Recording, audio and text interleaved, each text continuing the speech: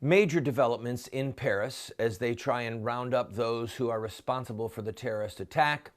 And domestically, we are in a position to debate this like we've never been before, at least not in our lifetimes. I'm Randall Terry. This is Voice of Resistance.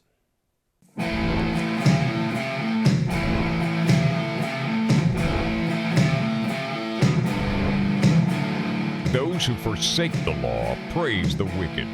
Those who uphold the law resist them. Welcome to the Voice of Resistance. Here's your host, Randall Terry. There are many places that you can turn to see the news, hard news. You can read about how many people were taken captive, how many people were arrested, who blew themselves up, and that's all critical data to have. One of the purposes of this program is to give you an analysis, to give you permission to think and to feel and to speak. Well, Randall, why do we need permission? Well, because the politically correct thought police have been so successful in browbeating Christians and evangelicals and Catholics and conservatives and Second Amendment people. They've been so effective that people are afraid. They're just afraid to say out loud what they really believe.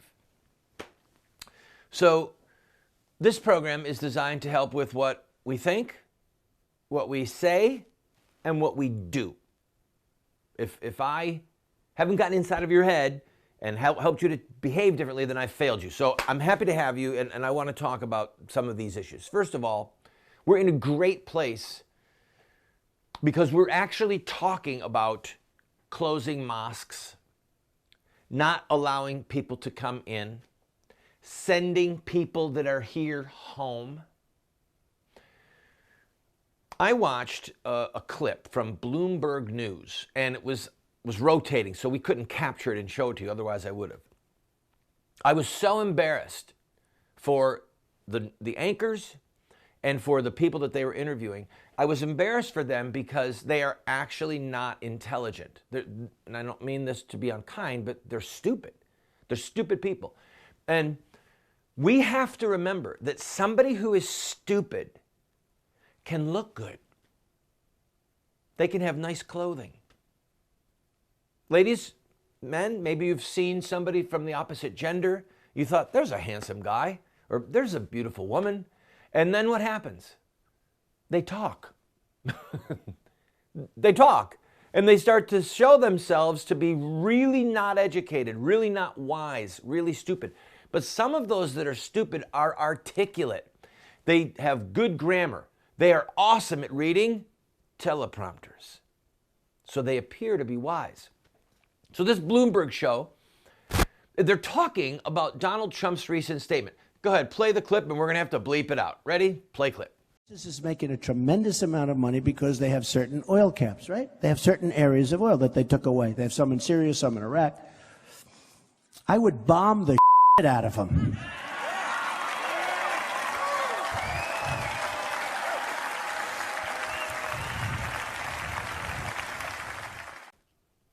So there you go. He has been saying over and over and over, if Russia wants to bomb the hell out of him, go for it. Let Russia bomb the hell out of him. Oh, I think it's great if we bomb the hell out of him. He's been saying that over and over, but now he decided to up the ante to one of the words we have to bleep out, and people are loving it. You should see the comments, all right? His numbers are going through the roof. And these foolish, ignorant people on Bloomberg play the clip, okay? And then a man sitting there, like a professor, says, well, what this discussion doesn't take into account is the rich heritage and the inventions that we have in the past from refugees. We have Einstein, and the French have blah, blah, blah. And I'm sitting there thinking, are you really saying this right now? Are you really saying this? We have 5 Syrian refugees with illegal passports cross the border from Mexico, okay? Syrian young men with falsified passports from Greece crossing in from Mexico. What do you think they're coming here for, people? What does this poor, misguided fool on Bloomberg think they're coming for? This discussion is not about Einstein. This discussion is not even about the Nazis who we captured at the end of World War II and then brought here and used them to help develop our weapons programs. That's not the discussion. The discussion right now is that ISIS, Boko Haram, Al-Qaeda, other Muslim terrorists, so-called lone wolves, those who self-radicalize, they are self-consciously sending people to our shores, into France, into Germany, into England, for what? I'll tell you when I come back, but you could probably guess.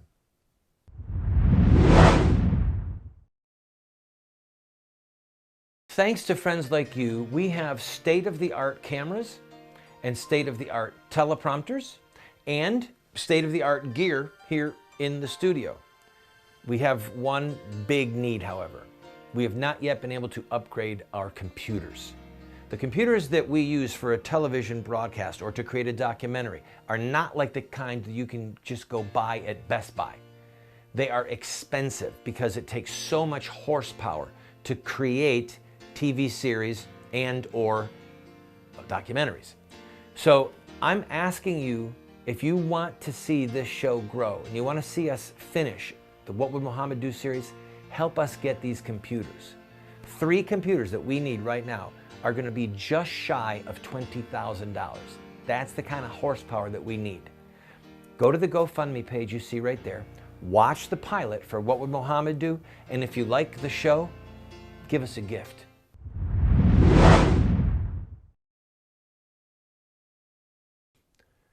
So why are Muslim terrorists crossing into Europe, trying to come over in America?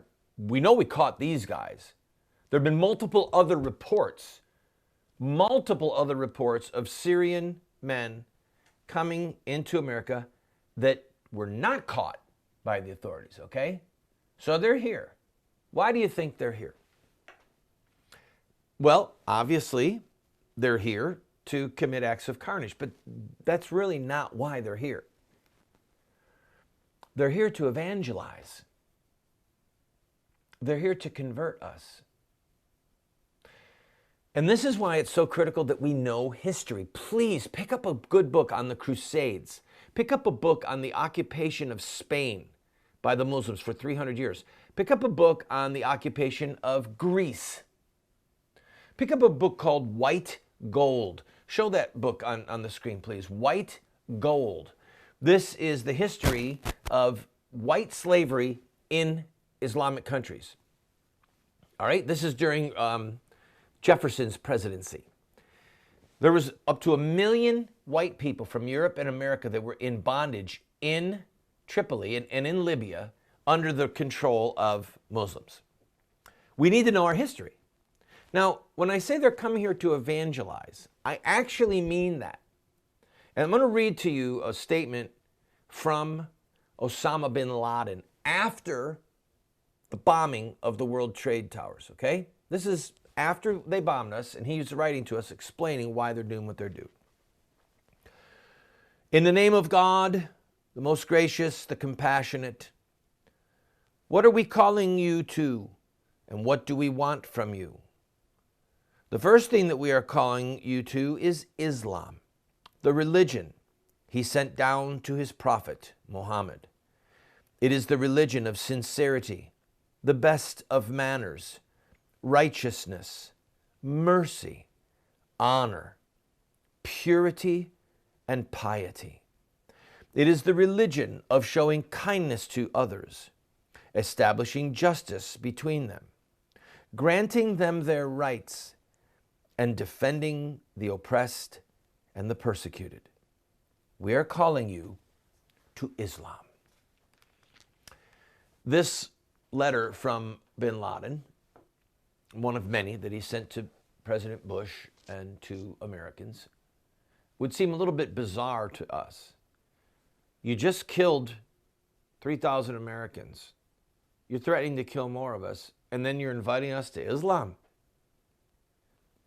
They view acts of terror as evangelism. Again and again in Muhammad's life, somebody was brutally murdered. And then those nearby said, we see the power of Islam, we convert. When Muhammad took Mecca with a force of 10,000 men, think about this. The very city in which Islam is founded, its premier city, Mecca, was never converted by preaching. It was converted by an army of 10,000 people. All resistance was crushed. When he marched in, he said, anyone who resists, kill them. He had a list of 7 people who were to be killed summarily if they were found. Apostates, people who had left Islam, and mockers, those who had mocked him. He came into the city. He went right to the Kaaba, the big black rock and the surrounding building, and he destroyed 360 idols. He covered over Christian icons, had them removed. And then he took the oath of allegiance. The men would come and hold his hand and say, there is no God but God, and Muhammad is his messenger. The women would put their hands in a basin of water, and then he would put his hands in, because he refused to touch a woman. And they would give the oath of allegiance. There is no God but God, and Muhammad is his messenger. So Mecca was converted by force, by terror. All right? When we come back from this break, I'm going to read to you several Quranic passages from the Quran, specifically dealing with terror. Muslims see themselves in this narrative, this storyline of Muhammad, and they actually believe that acts of terror will lead to our conversion. They're here to evangelize.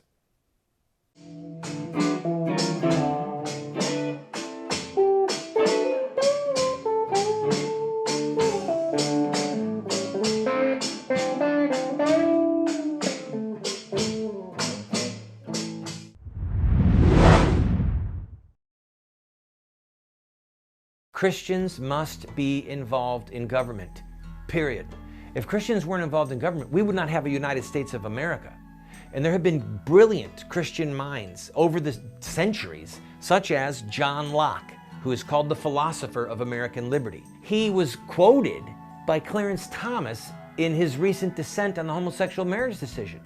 If we don't understand John Locke, we don't understand the founding of America. I want to send you this book and my book, The Sword, subtitled The Blessing of Righteous Government and The Overthrow of Tyrants. I want to send you these 2 books for a gift of whatever you can afford. Pay the $8 shipping and handling, which does not cover our costs, and then give a gift of whatever size you want, and we'll send you these books. If you cannot afford anything but the $8, can't even afford that, write us a note, and we'll send them to you for free. I want you to have these books so that you can be better equipped to fight in the political arena. Come on, order them today.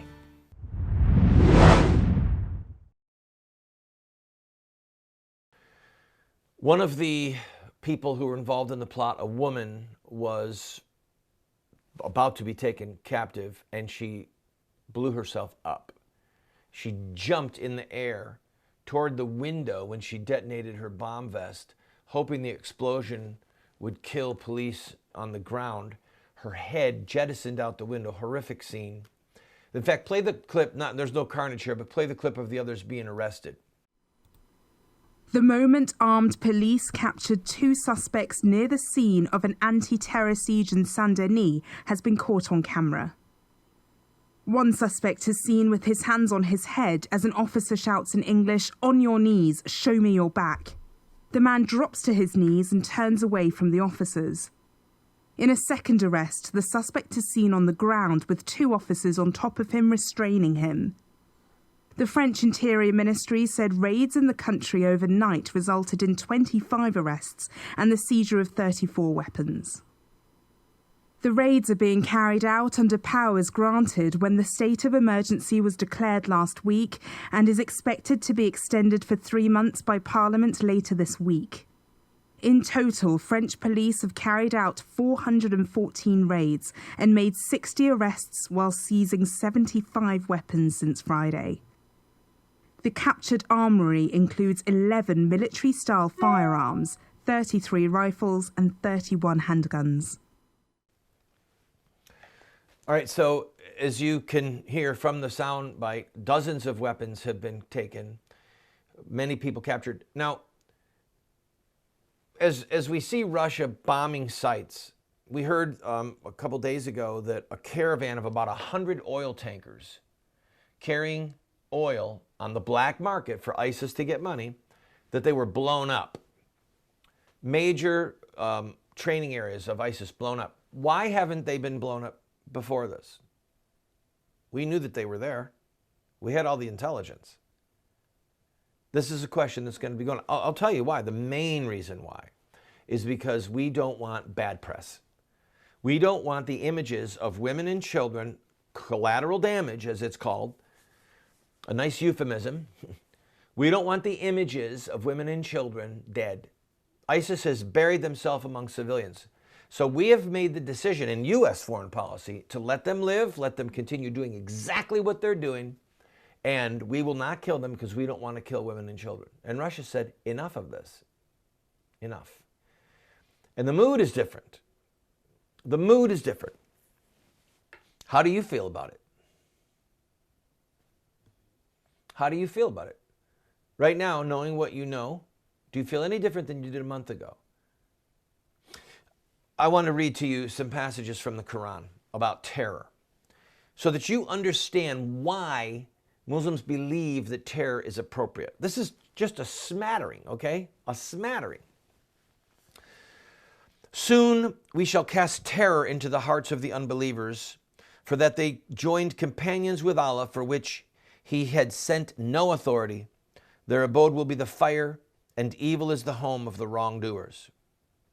Remember thy Lord inspired the angels with the message. I am with you. Give firmness to the believers. I will instill terror into the hearts of the unbelievers. Smite ye above their necks, and smite all their fingertips off them. Against them make ready your strength to the utmost of your power, including steeds of war, to strike terror into the hearts of the enemies of Allah, and your enemies, and others besides, whom you know not, but Allah doth know. And they brought, let me jump down right now. Muhammad recognized that other prophets had never done this before. No prophet, as a part of their evangelism, used one act of terror after another and stole things and was a robber and sold hostages to get money to fund his religion. Are we in our last segment? Okay. Here's what he said. Here's what he said. I've got time to go a little bit long here. He said, I have been given superiority over the other prophets. I have been made victorious with terror cast into the hearts of the enemy. Spoils have been made lawful to me, and the line of prophets is closed with me. And while I was sleeping, the keys of the treasures of the world were brought to me and put in my hand. That last phrase, the keys of the treasures of the world were brought to me when I was sleeping. Here's what one of his followers said right after Muhammad died. Abu Hurairah added, Allah's apostle has left the world, and now you, people, are bringing out those treasures. So we see from these various Quranic passages that terror is a part of it. When the Jews of Banu Qurayza were slaughtered, a Quranic verse came down and said, we helped you, we sent terror into the hearts of the people of the book, the Jews, and some you killed, some you took hostage, and you took possession of their lands. We see God, God forgive me, Lord God forgive me. We see Allah, who is not God, who is not the true God. We see Allah striking terror into the hearts of infidels in order that the Muslims might prevail, in order that their religion might prevail. The end. That's it, people. And by the way, they're happy to see it happen incrementally. So when the Charlie Hebdo massacre occurred, do you realize most newspapers in America refused to show the cartoons? The magazine Charlie Hebdo, the newspaper, and they had those political cartoons about Muhammad. American newspapers bowed their knee in fear to Sharia law. That's exactly what Muhammad wanted in his lifetime. It's exactly what he told his people to do. We've fallen right into their trap. And again, Muhammad knew that this was different from all the other prophets that he said he believed in. And so he had to make something up. He said, I have been given superiority over the other prophets. I have been made victorious with terror, cast in the hearts of the enemy. Spoils have been made lawful for me. This is not the way that Noah and Abraham and Moses and David behaved. It's the way Muhammad behaved. And it's the way his followers behave. They are seeking victory for their religion. I'll be right back.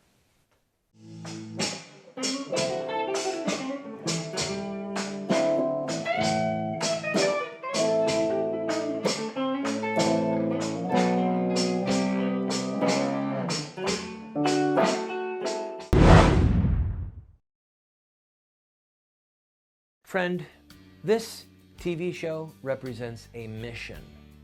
It's to be a voice of resistance to the evil in the land, but also to inspire people like you to take a stand at any level that you might be able to equip you, to inspire you, to challenge you, to give you the rhetorical ammunition that you need.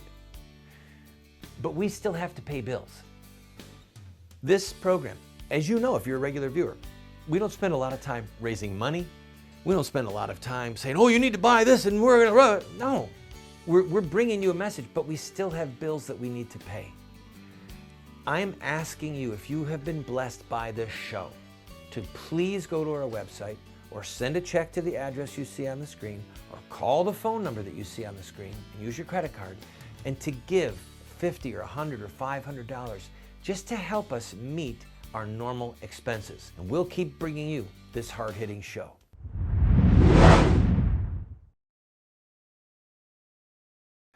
Just to close out the show, focusing a little bit on domestic politics, Speaker Ryan has shown already that he is cut from the same cloth as Boehner, shutting down a myriad of amendments to this bill on immigration that is coming forward.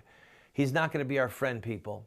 And Bobby Jindal, governor of Louisiana, has withdrawn from the race. He said, it's not my time. And interestingly, he did not endorse anyone. Early on, Jindal was a fierce critic of Trump. Nothing now. And when Scott Walker got out of the race, Governor Scott Walker, he criticized Trump and said, we got to do everything we can to stop him. And what's happened? Trump's numbers keep going up. Even after the flap with Ben Carson over his belt buckle and the knife incident. All right? Even when he's cussing. These guys, so Jeb Bush says, we can't trust Donald Trump with the presidency. Evidently, a lot of people disagree, Mr. Bush, and evidently, they don't trust you with the presidency. They don't want a career politician. What about diplomacy? How can Trump talk like that? Maybe it is diplomacy. They used to mock President Reagan for his gunboat diplomacy. They did. When you talk about gunboat diplomacy, it was meant to be a mockery. Well, evidently President Reagan was right because the Soviet Union collapsed. And America went to a place of prestige again in the world. The problem is President Reagan failed to make child killing illegal. So the curse of innocent blood was still on this country. And friend, I'll close with that. In fact, tomorrow I'll deal with this. I got a letter from somebody saying we should just preach the gospel. And other people are saying we just need to focus on child killing and on homosexuality. We got to stop talking about Islam. And there's elements of truth, always, always, always elements of truth in the best things that are wrong. The best deception is a deception that's laced with truth. All right? If Satan had come to Eve in the Garden of Eden and said something completely full of lies, she wouldn't have been tricked. But he sort of said the truth and then sort of lied and then she fell for it. So the end of the matter is this. There is a God in heaven. It is the Blessed Trinity, Father, Son, and Holy Spirit. It is not Allah of the Quran and Muhammad. And we need to pray and work for truth to prevail and for lies and oppression to be crushed.